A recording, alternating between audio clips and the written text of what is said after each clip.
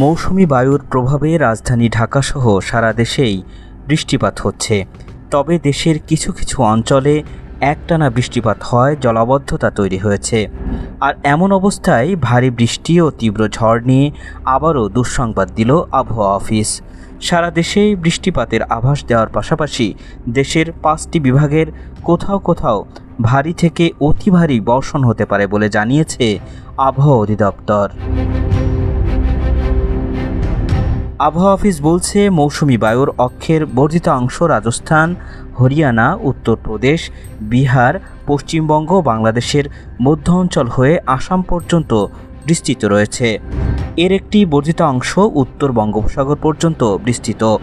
মৌসুমি বায়ু বাংলাদেশের উপর মোটামুটি সক্রিয় এবং উত্তর বঙ্গোপসাগরে মাঝারি অবস্থায় রয়েছে।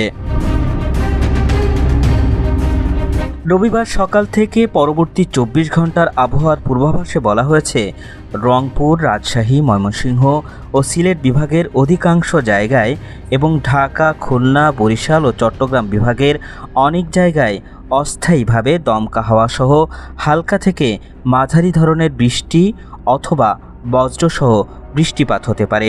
সেই সঙ্গে রংপুর, রাজশাহী, ঢাকা, ময়মনসিংহ ও সিলেট বিভাগের কোথাও কোথাও মাঝারি ধরনের ভারী থেকে অতি ভারী বর্ষণ হতে পারে। আবহাওয়া অফিস আরও জানিয়েছে, সারা দেশে দিন ও রাতের তাপমাত্রা প্রায় অপরিবর্তিত থাকতে পারে। বর্তমানে ঢাকায় বাতাসের গতিবেগ ঘন্টায় 10 থেকে 15 কিলোমিটার, যা দক্ষিণ বা দক্ষিণ পূর্ব দিক থেকে বইছে।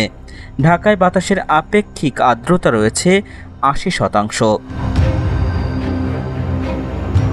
এছাড়া গত 24 ঘন্টায় দেশের সর্বোচ্চ 140 মিলিমিটার বৃষ্টিপাত হয়েছে সিলেটে। সর্বনিম্ন তাপমাত্রা 23.2 ডিগ্রি সেলসিয়াস ছিল টাঙ্গাইলে এবং সর্বোচ্চ তাপমাত্রা রেকর্ড করা হয়েছিল যশোরে, যা ছিল 35.4 ডিগ্রি সেলসিয়াস।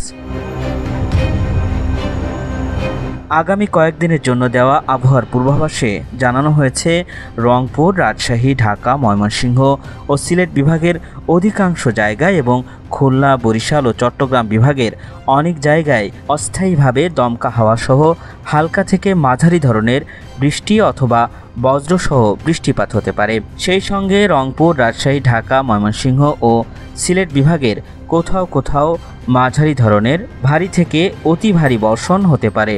সারা দেশে দিন এবং রাতের তাপমাত্রা প্রায় অপরিবর্তিত থাকতে পারে বলে জানিয়েছে আবহাওয়া অফিস।